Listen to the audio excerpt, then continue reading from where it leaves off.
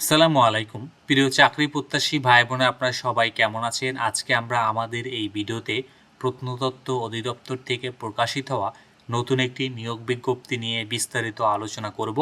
আপনি এই ভিডিওর মাধ্যমে জানতে পারবেন আপনি কিভাবে আবেদন করবেন, আবেদন করার শিক্ষাগত যোগ্যতা, সমস্ত বিষয় এ টু জেড এই ভিডিওর মাধ্যমে জানতে পারবেন।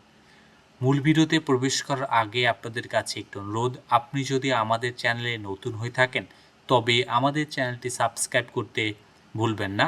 চলুন আমরা এবার মূল ভিডিওতে প্রবেশ করি।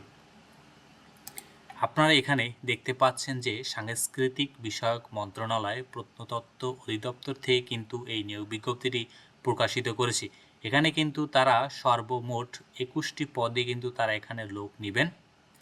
এখানে সর্বমোট 21টি পদে তারা 42 জন কিন্তু লোক নেবেন। চলুন আমরা প্রত্যেকটি বিষয় কিন্তু বিস্তারিত আলোচনা করে দেখি। প্রথম পদ কিন্তু এখানে তারা বলেছেন লাইব্রেরিয়ান অথবা লাইব্রেরিয়ান কাম কাস্টোডিয়ান পদে তারা একজন লোক নেবেন। কিন্তু এখানে কিন্তু অনার্স পাস, পাশাপাশি কিন্তু গ্রান্থবিজ্ঞান ডিপ্লোমা বা অন্য কোনো সার্টিফিকেট থাকতে হবে, পাশাপাশি কিন্তু আপনার 2 বছরের অভিজ্ঞতা কিন্তু এখানে থাকতে হবে। হিসাব সহকারী পদে বা হিসাব সহকারী কাম ক্যাশিয়ার অবলিক ক্যাশিয়ার উক্ত পদে যারা কিন্তু 3 জন লোক নেবেন।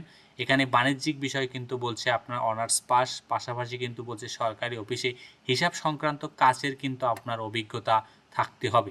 সহকারী মডেলার পদে তারা একজন লোক নেবেন এবং আলোকচিত্রকার পদে কিন্তু তারা একজন লোক নেবেন।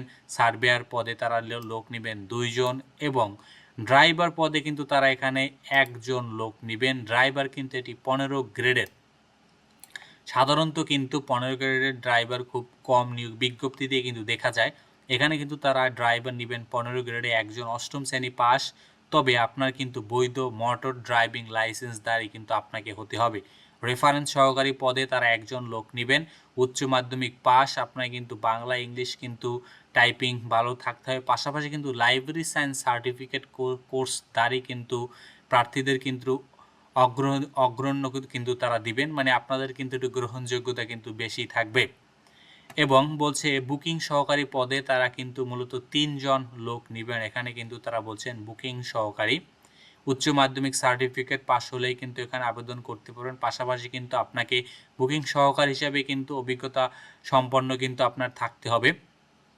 কার্পেন্টার পদে তারা কিন্তু একজন লোক নেবেন। ক্যাশ সরকার পদে তারা কিন্তু 3 জন লোক নেন মাধ্যমিক স্কুল সার্টিফিকেট এবং হিসাব সংক্রান্ত কাজ অবলিক টাইপিংয়ে কিন্তু আপনার জ্ঞান সম্পন্ন কিন্তু থাকতে হবে। ক্যাশ সরকার পদে তারা 3 জন লোক নেবেন। এটি কিন্তু মূলত 17তম গ্রেডের কিন্তু একটি জব ক্যাশ সরকার। এবং ডেসপাস রাইডার পদে তারা কিন্তু একজন লোক নেবেন এবং ডুপ্লিকেটিং মেশিন অপারেটর অবলিক কিন্তু তারা বলেছেন ফটোকপি অপারেটর পদে তারা একজন লোক নেবেন। উচ্চ মাধ্যমিক সার্টিফিকেট পাশাপাশি কিন্তু ডুপ্লিকেটিং মেশিন বা ফটোকপি চালানোর আপনার বাস্তব অভিজ্ঞতা থাকতে হবে। ভান্ডার সহকারী হিসেবে কিন্তু তারা একজন লোক নেবেন। রসায়নগার পরিচালক পদে তারা কিন্তু একজন লোক নেবেন এবং মাধ্যমিক স্কুল সার্টিফিকেট। গ্রান্থ পরিচালক পদে তারা একজন, এখানেও কিন্তু তারা মাধ্যমিক স্কুল সার্টিফিকেট চেয়েছেন। জাদুঘর পরিচালক পদে তারা 7 জন লোক নেবেন। এখানেও কিন্তু তারা মাধ্যমিক স্কুল সার্টিফিকেট হলেই কিন্তু আপনি এখানে আবেদন করতে পারবেন। এবং অফিস সহায়ক পদে তারা কিন্তু এখানে 4 জন লোক নেবেন। অফিস সহায়ক পদে এখানে 4টি পদ রয়েছেন এবং কুক বাবুর্চি পদে তারা কিন্তু একজন লোক নেবেন। 8ম শ্রেণী পাস থাকতে হবে কুক বা বাবুর্চি হিসাবে। পাশাপাশি কিন্তু বাংলা এখানে বলা হয়েছে ইংরেজি বা বাংলা খাবার তৈরির কিন্তু আপনাকে অভিজ্ঞতা সম্পন্ন থাকতে হবে। সাইট পরিচালক পদে কিন্তু তারা একজন লোক নেবেন। এখানে কিন্তু আপনার সাইট পরিচালনা করার কিন্তু আপনার দক্ষতা থাকতে হবে 8ম পাস। পাশাপাশি সুস্বাস্থ্যের অধিকারী সহ বাগানে কাজ ও মাঠে কঠোর কাজ করার কিন্তু ক্ষমতা সম্পন্ন আপনাকে হতে হবে। মালি হিসাবে তারা এখানে 3 জন লোক নেবেন ও নৈশ প্রহরী হিসাবে কিন্তু তারা এখানে 2 জন লোক নেবেন। সর্বমোট তারা এখানে কিন্তু 42 জন লোক নেবেন। এখানে কিন্তু বয়স কিন্তু তারা বলেছেন 32 বছর, 18 থেকে 32 বছরের ভিতরে হলে কিন্তু আপনি এখানে আবেদন করতে পারবেন।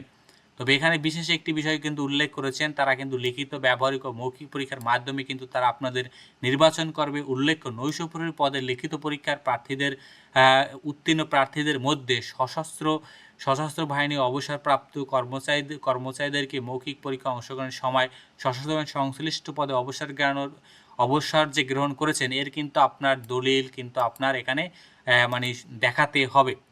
এখানে কিন্তু নিয়োগ বিজ্ঞপ্তি কিন্তু অলরেডি শুরু হয়েছে আবেদন করা। আপনারা চাইলে কিন্তু এখন থেকে আবেদন করতে পারবেন।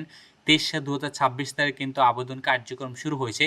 আবেদন কিন্তু চলবে কিন্তু এখানে প্রায় 12/8/2026 পর্যন্ত কিন্তু আবেদন চলবে বিকাল 5টা পর্যন্ত। সাধারণত কিন্তু এই নিয়োগ বিজ্ঞপ্তিটা কিন্তু সময় কম দিয়েছে, মাত্র 20 দিন বা 19-20 দিনের মতন সময় দিয়েছেন। সাধারণত অন্যান্য নিয়োগ বিজ্ঞপ্তি কিন্তু 1 মাসের কাছাকাছি সময় দেয়।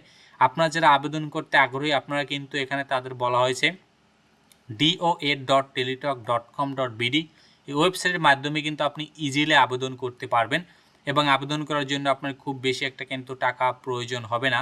1 থেকে 9 নং পদের জন্য মাত্র 112 টাকা এবং 10 থেকে 21 নং পদের জন্য কিন্তু আপনার মাত্র 56 টাকা খরচ হবে। আপনি মাত্র 56 টাকা খরচ করেই কিন্তু আপনি আবেদন করতে পারেন। আপনারা যারা আবেদন করতে ইচ্ছুক তারা কিন্তু খুব তাড়াতাড়ি আবেদন করে ফেলবেন। এখানে কিন্তু লোক সংখ্যা কম নিবে, তবে কিন্তু এখানে কিন্তু অনেক সময় এত কম পদে কিন্তু অনেক সময় কিন্তু আবেদন সংখ্যাও কিন্তু খুবই কম হয়। বিশেষ করে জাদুঘর পরিচারক, গ্রন্থাগার পরিচালক, আপনার অফিস সহায়ক, তারপর ভান্ডার সহকারী, এসব পদগুলোতে কিন্তু আপনার এবং এসব পদগুলোতে কিন্তু আপনারা আবেদন করতে পারেন। যেমন বুকিং সহকারী, এই পদগুলোতে কিন্তু আপনারা আবেদন করতে পারেন। তো ধন্যবাদ আপনাদেরকে এতক্ষণ আমাদের সাথে থাকার জন্য।